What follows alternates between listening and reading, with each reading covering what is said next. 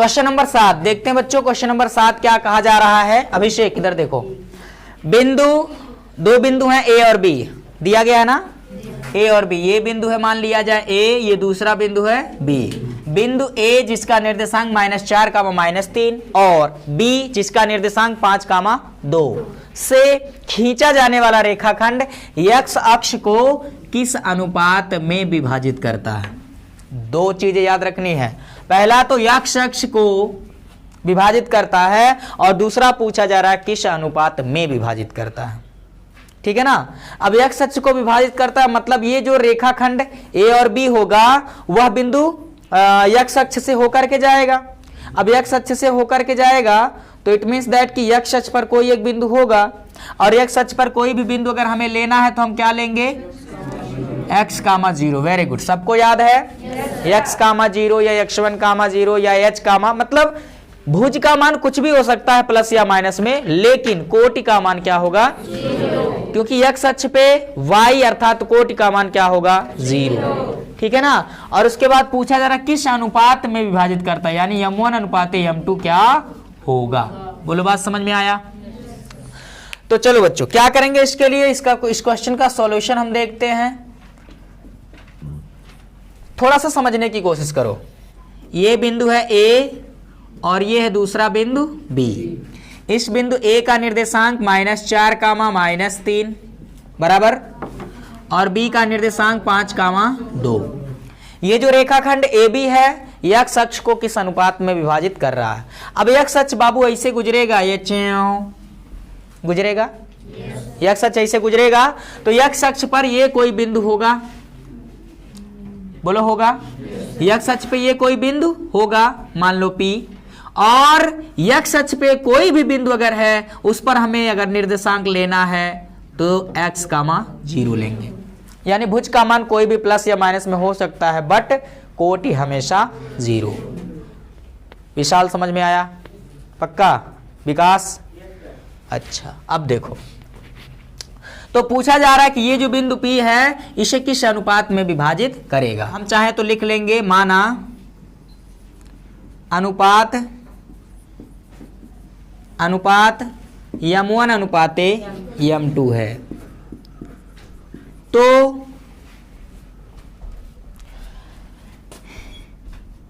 रेखाखंड AB को, या ऐसे लिखो, बिंदु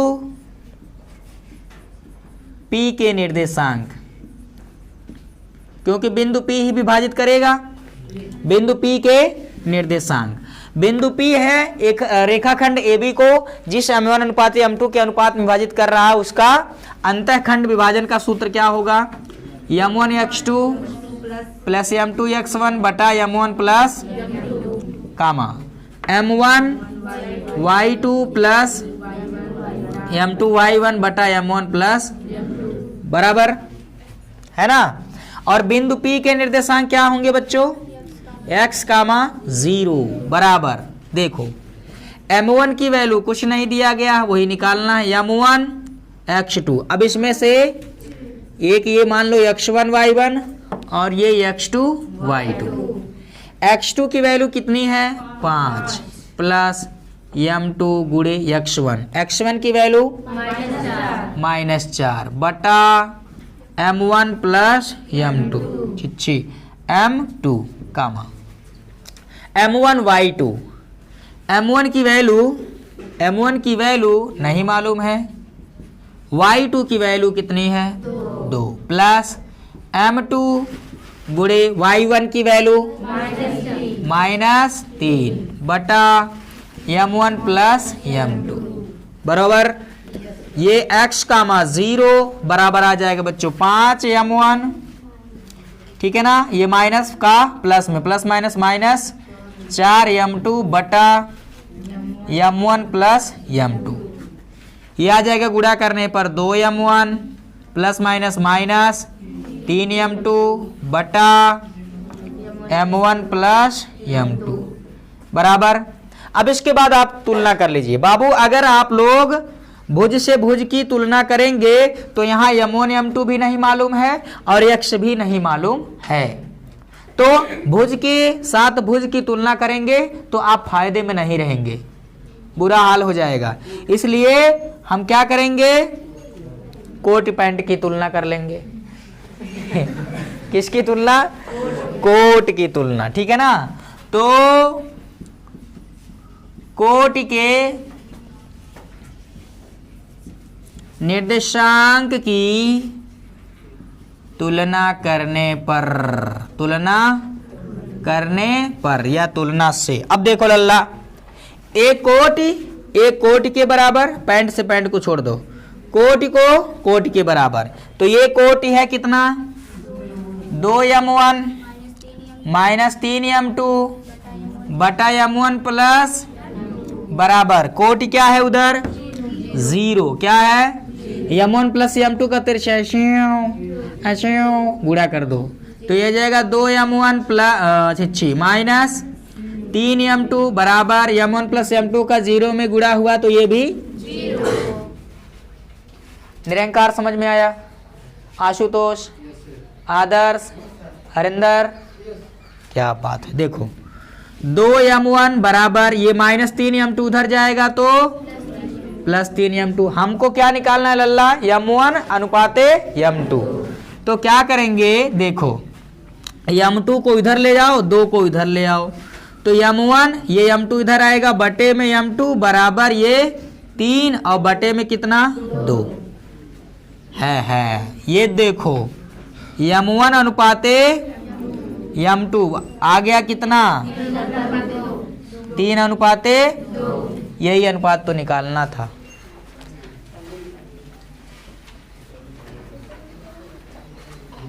क्या इसके लिए सिंगर बनने की जरूरत पड़ेगी? निकाल समझो बाबू। क्वेश्चन नंबर 8 में क्या कहा गया है कि बिंदुओं -3, 10 और 6, -8 को जोड़ने वाले रेखाखंड को एक बिंदु -1, 6 किस अनुपात में विभाजित करेगा। बिल्कुल क्वेश्चन नंबर 8 के जैसा है। किसके जैसा लल्ला? क्वेश्चन नंबर 7 के जैसा। जी हाँ, क्वेश्चन नंबर 7 के जैसा, ठीक है ना। इसको हल करते हैं, देखिए समझा देते हैं, आप सभी खुद ब खुद इसको हल कर सकते हैं। बिंदुओं, ये दोनों बिंदुओं मान लिया जाए, एक बिंदु है -3, 10 और दूसरा ये बिंदु है 6, -8, ठीक है ना। इसको जोड़ने वाला रेखाखंड यही होगा। बोलो होगा कि नहीं होगा? अगर इसको बिंदु A कहें, इसको B कहें, तो रेखाखंड जो प्राप्त होगा वो AB होगा, बराबर। अब इस रेखाखंड AB को -1, 6 है जो इसको विभाजित कर देता है। तो मान लिया जाए A और B के बीच में कहीं भी, अंतःखंड बाह्यखंड नहीं बोला है, तो हम अंतःखंड मान लेंगे, ठीक है ना। A और B के बीच में कहीं भी एक बिंदु ले लो, कहीं भी मान लिया जाए, यहां पर ले लीजिए कहीं भी, ठीक है ना। एक बिंदु ये ले लीजिए, इसका नाम आप रख दीजिए P और उस P का निर्देशांक मान लो कि -1, 6। बाबू ये रेखाखंड AB को बिंदु P 2 अनुपात में 2 भागों में विभाजित कर रहा है ना। बोलिए, एक AP है और दूसरा मान लिया जाए AP है m1 और PB है कितना? m2, बराबर। तो रेखाखंड AB को m1 अनुपाते m2 के अनुपात में विभाजित करने वाले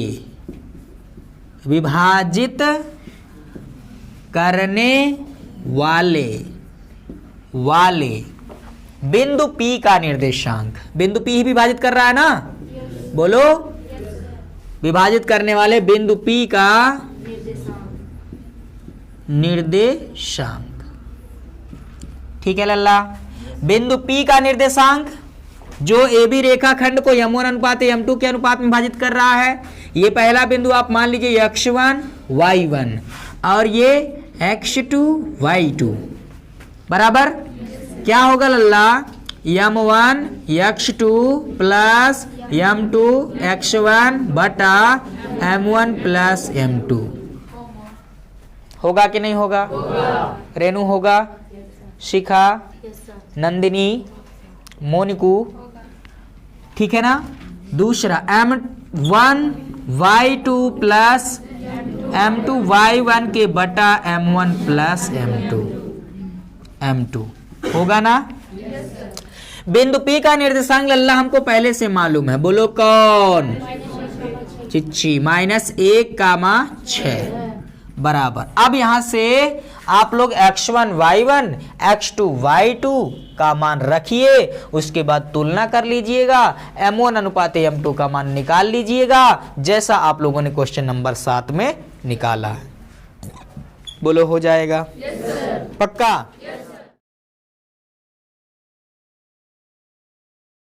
प्रश्नावली 7b का क्वेश्चन नंबर 9, जिसको हमने लिख लिया है, कहा गया है इसमें यदि a और b क्रमशः -2, -2 और 2, -4 हों, यानी बिंदु A का निर्देशांक -2, -2 है और बिंदु B का निर्देशांक 2, -4 है, ठीक है ना।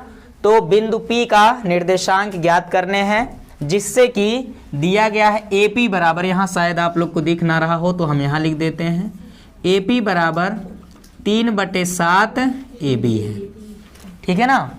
और आपसे क्या कहा जा रहा है, और बिंदु P जो है रेखाखंड AB पर स्थित है ना। तो ये समझो, इसको AP बराबर 3/7 AB दिया हुआ है। आप बच्चों इसे चाहें तो इस तरह से लिख सकते हैं, AB को हम इधर लाएं तो AP बटा AB बराबर 3/7। इसका क्या मतलब है, इसके सॉल्यूशन से समझते हैं। देखिए, हमको ये बता दिया गया है कि एक कोई रेखाखंड है AB, ये बिंदु है A, ये बिंदु है B। बिंदु A का निर्देशांक -2, -2 है और बिंदु B का निर्देशांक 2, -4 है, ठीक है ना। और बिंदु P जो है ये रेखाखंड AB पर कहीं स्थित है, तो मान लीजिए यहां पर बिंदु P स्थित है। अब समझो बाबू, इस रेशियो से हमको क्या समझ में आता, AP और AB का जो रेशियो है यानी कि अनुपात है, वो 3:7 है। ऐसा आप कह सकते हो कि AB 7 यूनिट है, उसकी तुलना में जो AP है वो सिर्फ 3 यूनिट है। तो हम सीधी सी बात, A से लेकर B तक की जो टोटल डिस्टेंस है उसको अगर हम 7 माने, कितना माने? A से लेकर B तक जो दूरी है उसको हम लोग 7 यूनिट माने, तो A से लेकर P तक की यूनिट कितना है ऊपर? ये देखो AP कितना होगा, यानी A से लेकर P तक की जो डिस्टेंस होगी, दूरी होगी, वो 3 होगी। और टोटल आपको मालूम है कितना बताया गया है, कितना है? 7। हमने कहा इस अनुपात से मान लीजिए, ये अनुपात सरल भी हो सकता है, लेकिन ऐसा मान लीजिए AP 3 है, टोटल 7 है, तो बताइए PB कितना होगा? कोई डाउट है? 4। अब देखो बाबू, यही AP और PB का जो अनुपात है, यानी कि रेखाखंड AB को बिंदु P किस अनुपात में बांट रहा है? AP अनुपात PB 3:4। और इसी को लल्ला हम लोग माने हैं या मानते हैं M1 अनुपात M2। बोलो बात समझ में आया? यानी कि M1 यहां पर, अतः M1 अगर 3 यूनिट होगा, 3 होगा, तो उसकी तुलना में M2 जो है कितना होगा? 4। अनुपात हमको पता चल गया। और ये हमारे पास x1 y1 और ये हो गया x2 y2, और अनुपात हमको मालूम है। अब रेखाखंड AB को अंतःखंड विभाजित करने वाला, अंतःखंड विभाजित कर रहा है ना, अंतःखंड विभाजित करने वाले इस बिंदु P का निर्देशांक ज्ञात करेंगे, ठीक है ना। तो हम क्या लिखते हैं सीधे, रेखाखंड AB को M1 अनुपात M2 या बराबर लिख सकते हैं 3:4 के अनुपात में अंतःखंड विभाजित करने वाले विभाजित करने वाले बिंदु P का निर्देशांक, बिंदु P का निर्देशांक, इसका कुछ भी निर्देशांक होगा, सपोज हमने x, y मान लिया, कोई दिक्कत किसी को? कुछ भी मान सकते हैं बाबू। ये हो जाएगा x, y बराबर। अब आप लोग हमें बताइए कि किसी रेखाखंड जिसके सिरों के निर्देशांक x1, y1 तथा x2, y2 हैं, उन्हें अंतःखंड विभाजित करने वाले किसी बिंदु P का निर्देशांक क्या होगा जब अनुपात 3:4 या m1:m2 है। तो अंतःखंड विभाजित करने वाले बिंदु का निर्देशांक क्या होता है? m1x2 प्लस m2x1 बटा m1 प्लस m2 कामा दूसरा वाला यानी कोटि क्या होता है? m1y2 प्लस m2y1 के बटा, सबको मालूम है? yes, sir। ये भुज होता है और ये कोटि होता है। चाहे x बराबर y बराबर अलग अलग लिख सकते थे, कोई दिक्कत वाली बात नहीं है, बस अब मानों को रख लीजिए। m1 की वैल्यू कितना रखेंगे लल्ला? ये पहला अनुपात 3 और m2 4, तो m1 3 गुणे x2 कितना? 2 हो जाएगा, प्लस m2 कितना? 4 गुणे x1 कितना होगा? -2 बटा में m1 प्लस m2 यानी 3 प्लस 4, ठीक है ना। कोटि के लिए m1 कितना? 3 y2 -4 प्लस m2 कितना लल्ला? ये अनुपात 4 गुणे y1 कितना है? -2 divided by m1 plus m2 यानी 3 प्लस 4, ठीक है ना। अब ये हो जाएगा 3 दूना 6 और यहाँ प्लस यहाँ माइनस, प्लस माइनस 4 दूना 8 बटा 3 प्लस 4 7 हो जाएगा, कामा ये प्लस 4 तियाँ 12 प्लस माइनस -4 तियाँ -12 और ये प्लस माइनस -4 दूना 8 बटे में 4 प्लस 3 हो जाएगा 7। तो ये आ जाएगा 6 - 8 कितना होगा? -2 बटा 7 कामा -12 -8 -20 के बटा 7। तो इस तरह से ये बिंदु P का निर्देशांक हो गया, जिसको हमने x, y माना है, वो -2 बटा 7 कामा -20 बटा 7 होगा, ठीक है ना। आप चाहो तो, कोई जरूरी नहीं है, बस निर्देशांक निकालना है। अब इसमें भुज कोटि अलग अलग पूछे तो ये हो जाएगा x का मान भुज और ये हो जाएगा कोटि, ठीक है ना। y का मान -20 बटा 7। समझ में आ गया? कोई दिक्कत है? चलो नोट करो। चलो तो क्वेश्चन नंबर 9 को हल करने के बाद क्वेश्चन नंबर 10 भी आप लोग कर ले जाएंगे, है ना। Yes sir. इसी के जैसा है, जिसमें रेखाखंड AB दे दिया गया है, मतलब कह दिया गया है कि हमारे पास एक रेखाखंड AB है। क्या है बच्चों? AB है और इनके निर्देशांक दे दिए गए हैं। A और B के निर्देशांक क्या दिए लल्ला? बोलो।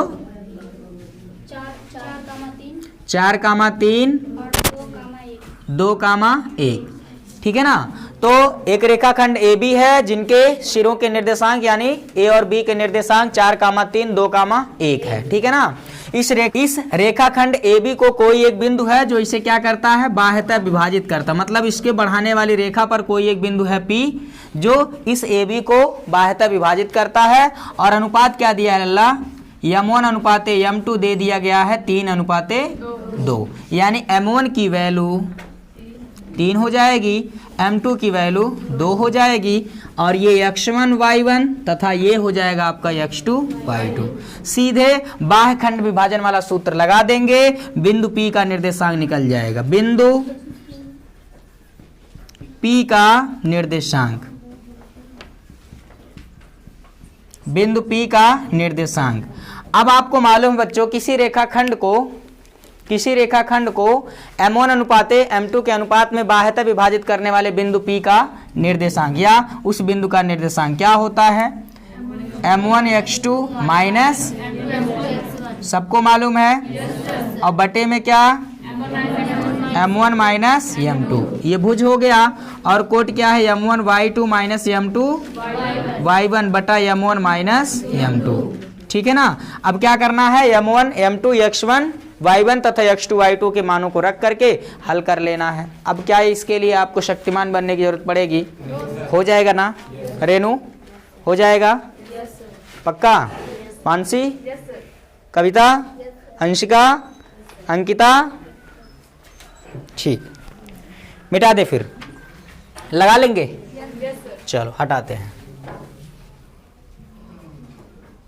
क्वेश्चन नंबर 11 में क्या कहा गया बच्चों? ये क्वेश्चन नंबर किसके जैसा है? 7 या 4 के जैसा? क्वेश्चन नंबर 11 जो है बिल्कुल क्वेश्चन नंबर 7 के जैसा है, ठीक है ना। आपको क्या दिया गया इसमें? 2 बिंदुएं हैं A और B, A और दूसरा बिंदु है B। इनके निर्देशांक दे दिए गए हैं। कितना निर्देशांक दिए बाबू? 1, -5 और -4, 5। दोनों बिंदुओं A और B के निर्देशांक दे दिए गए हैं, अर्थात रेखाखंड AB जो है ये x अक्ष को क्या करता है? विभाजित करता है। ये कहा गया है x अक्ष को क्या करता है? विभाजित करता है। वह अनुपात आप लोग को ज्ञात करना है। तो मान लीजिए कि रेखाखंड AB x अक्ष को कहीं कोई एक बिंदु है P, क्या है? कहीं कोई बिंदु है P x अक्ष पर। किस पर?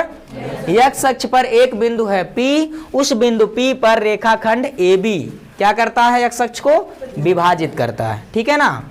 अच्छा जी, अब इस बिंदु P का निर्देशांक हमको बताना है। आप सभी को मालूम है बाबू कि अगर बिंदु P x अक्ष पे होगा तो यहां पर भुज तो कुछ भी हो सकता है, प्लस या माइनस में, लेकिन कोट क्या होगा? 0। समझ में आया? हमने कहा था कि x अक्ष पर अगर हमको कोई बिंदु लेना है, कहां? x अक्ष पर अगर हमें कोई बिंदु लेना है तो हम x, 0 लेंगे, और y अक्ष पर अगर कोई हमें बिंदु लेना है तो 0, y, क्योंकि x अक्ष पर कोट 0 और y अक्ष पे भुज क्या है? 0। समझ में आया? तो इस बिंदु P का निर्देशांक x, 0 होगा। x कुछ भी हो सकता है, प्लस में या माइनस में, लेकिन कोट क्या होगा? 0 होगा। क्यों? क्योंकि यह x अक्ष पर है। बिंदु P कहां है? x अक्ष पर है। अब अनुपात मान लिया जाए, माना अनुपात क्या है? m1 अनुपाते m2 है। अभिष्ट अनुपात मान लीजिए m1 अनुपाते m2 है। अब बस क्या करना है? बिंदु P का निर्देशांक, ठीक है ना। डायरेक्ट मैं लिख रहा हूं कम से कम शब्दों में, समय में। बिंदु P का निर्देशांक, बिंदु P का निर्देशांक कैसे निकालेंगे लल्ला? ये आप x1 y1 और ये x2 y2 अनुपात m1 अनुपात m2 मान लिए, बराबर। तो क्या हो जाएगा?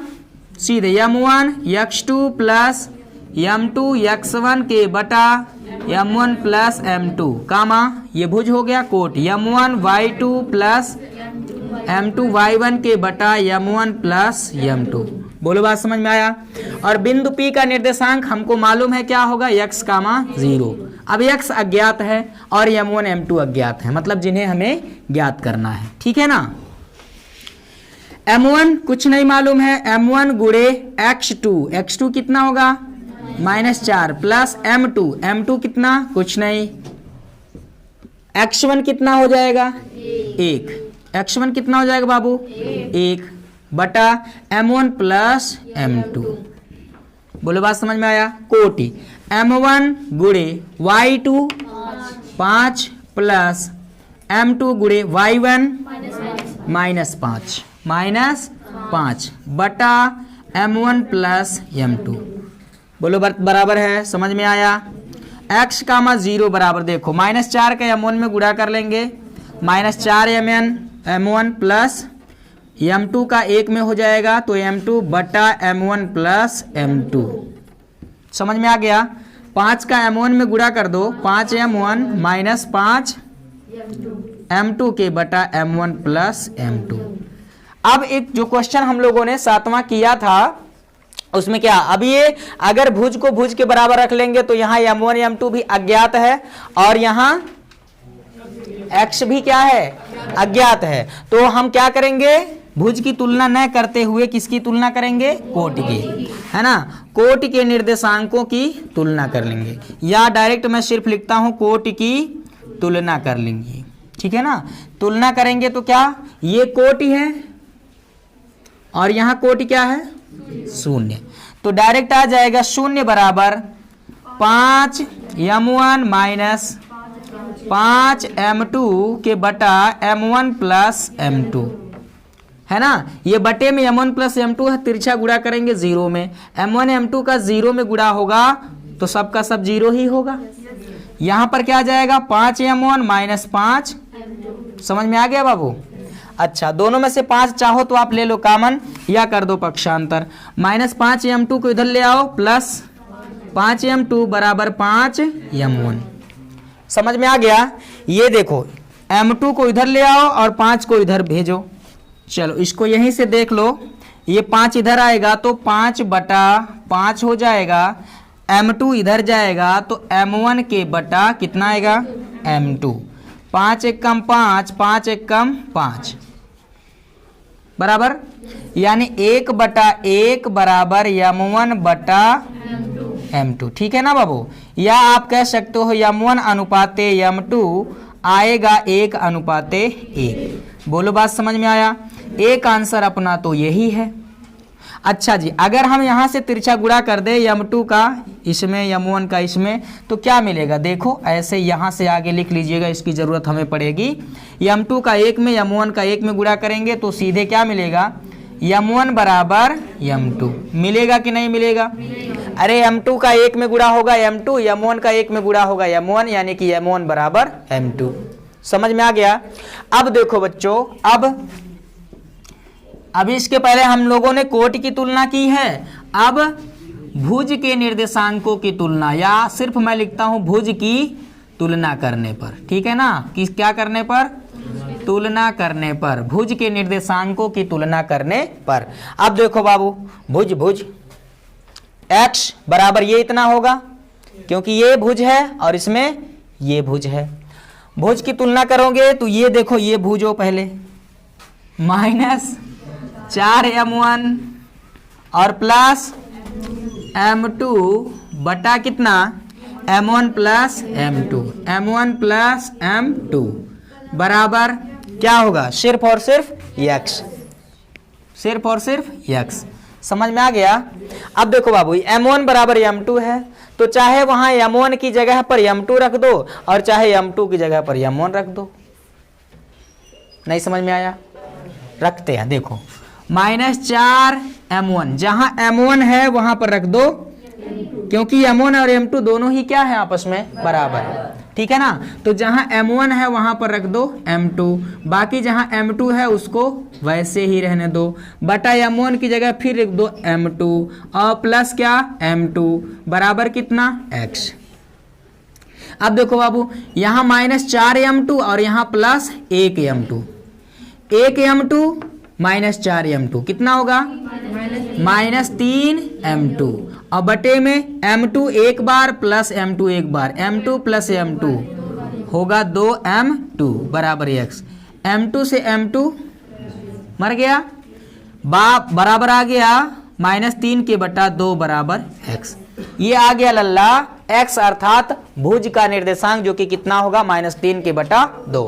दीपक समझ में आया, विशाल, राजू। अब देखो यहां पर अतः बिंदु P के निर्देशांक, P के निर्देशांक कितना माने थे बाबू, x कामा 0 ना, क्या माने थे x कामा 0 और x का मान हम लोगों ने निकाल लिया कितना -3 बटा 2 और कामा क्या 0। लो जी, मुबारक हो, ये निर्देशांक भी आ गया किसका, बिंदु P का। समझ में आ गया कि नहीं आ गया। तो इस तरह से आपको इनका कैलकुलेशन करना था। चलिए नोट करिए।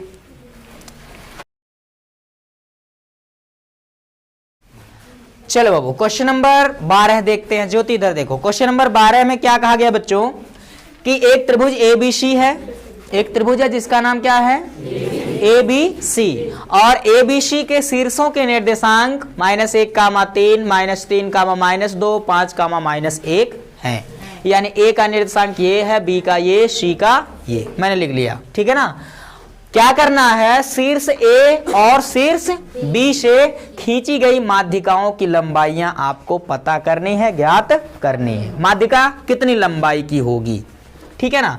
तो इस क्वेश्चन के सॉल्यूशन के लिए फर्स्ट ऑफ ऑल हम क्या करेंगे बच्चों, एक प्यारा सा बना लेंगे क्या, त्रिभुज, और इस त्रिभुज का नाम रख लेंगे क्या, ए बी सी, अब्बा डब्बा ए बी सी। क्या नाम हो गया, ए बी सी। बिंदु ए का निर्देशांक ये दिया है, यही दिया है, कोई दिक्कत वाली बात नहीं। बी का निर्देशांक यहां लिख लेते हैं, ये है लल्ला -3 कामा -2 बराबर, और सी का निर्देशांक है 5 कामा -1, ठीक है ना। बोलो बात समझ में आ गया। अरे बाबू ए का भी लिख लो, नहीं तो वो नाराज हो जाएगा, -1 कामा 3। इतनी बात समझ में आया? yes, sir. अमन बेटे समझ में आ गया? अच्छा, अब देखो क्या करना है, ए से खींची गई माध्यिका और बी से खींची गई माध्यिका की लंबाई क्या होती है या कैसे निकालेंगे, आइए उसको देखते हैं। यहां पर जो हमने लिखा है माध्यिका का क्या अर्थ होता है, किसी भी त्रिभुज में कोई भी आपके पास त्रिभुज है पी क्यू आर, माध्यिका क्या होगी, किसी भी त्रिभुज के शीर्ष से सम्मुख भुजा के मध्य बिंदु को मिलाने से जो रेखाखंड या लंबाई प्राप्त होगी, हम उसे उस त्रिभुज की माध्यिका कहते हैं। दीपक बेटे कहाँ खोए हो, जाग जाओ।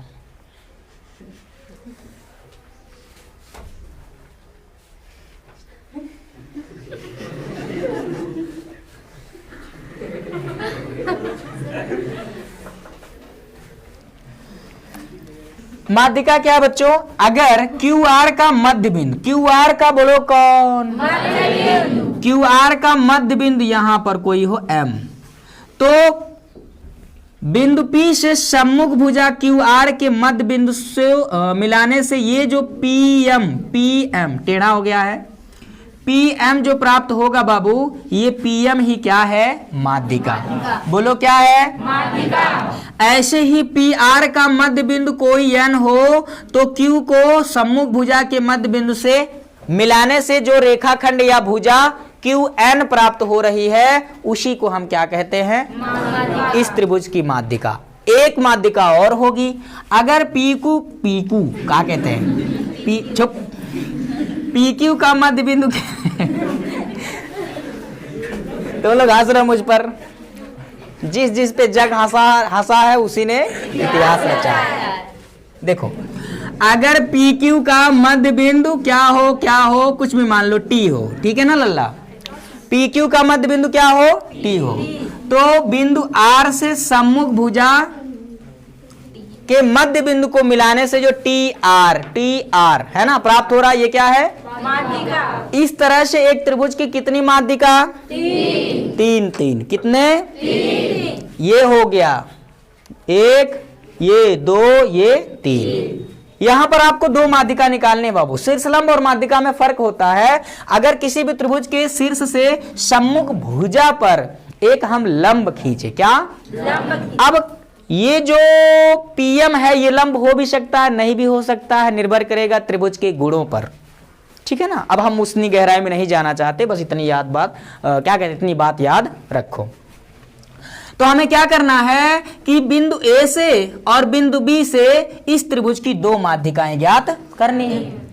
अगर हमको बिंदु ए से माध्यिका खींचनी है तो बीसी का मध्य बिंदु ज्ञात होना चाहिए कि नहीं होना चाहिए, भाई और बहनों होना चाहिए कि नहीं होना चाहिए।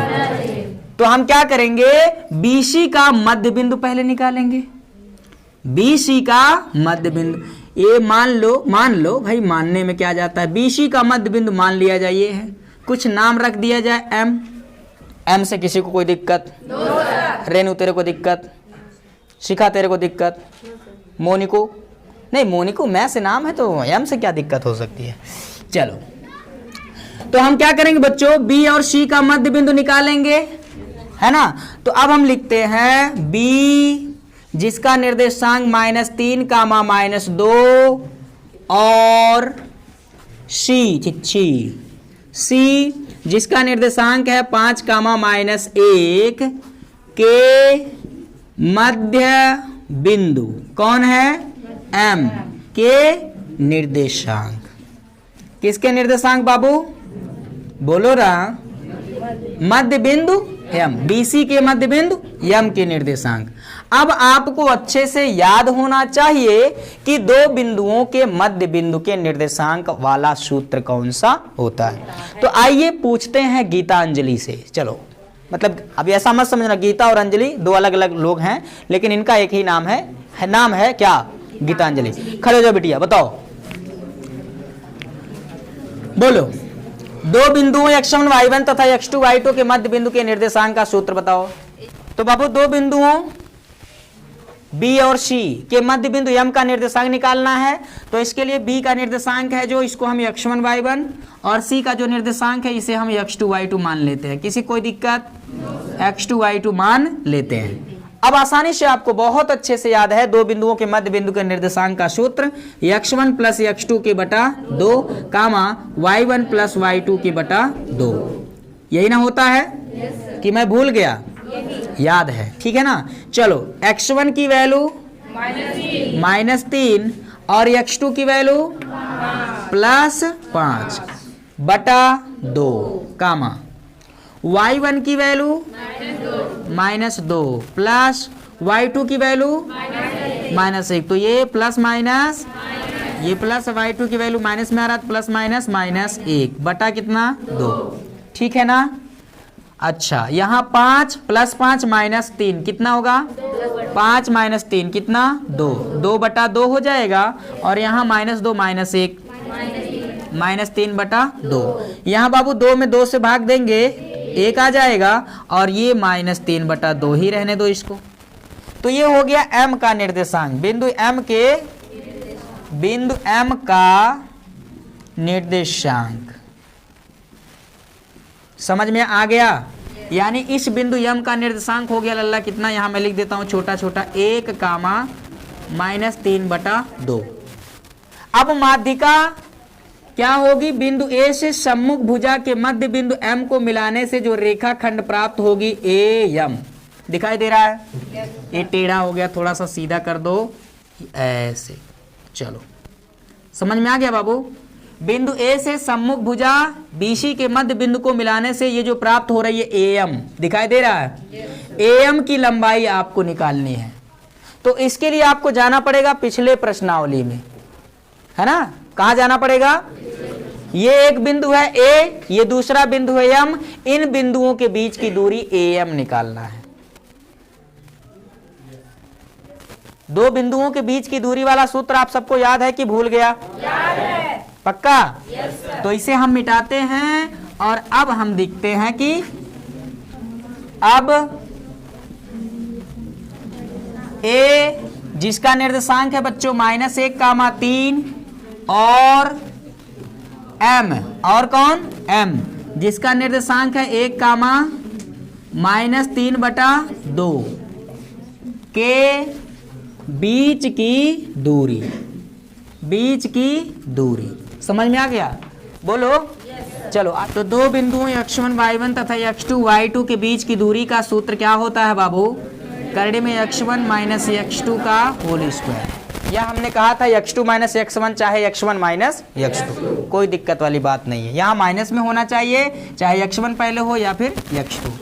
यहाँ प्लस y1 - y2 का होल स्क्वायर। और सीधा सीधा हमने बता दिया था बच्चों कि अगर दो बिंदुओं के बीच की दूरी का सूत्र हमें ज्ञात करना है, या दो बिंदुओं के बीच की दूरी हमको निकालना है, तो पहले में से करड़ी के अंदर पहले में से पहले को घटाएंगे उसका होल स्क्वायर, प्लस दूसरे में से दूसरे को घटाएंगे उसका होल स्क्वायर। बोलो, यही बोला था कि नहीं बोला था? आप लोग को कुछ विश्वास ही नहीं रहता और याद ही नहीं रहता। मैं कहता हूं पहले इस्तेमाल करो फिर विश्वास करो। x1 का मान कितना? -1 - x2 का मान कितना? 1। x2 का मान कितना लल्ला? 1 का होल स्क्वायर, प्लस y1 की वैल्यू कितनी?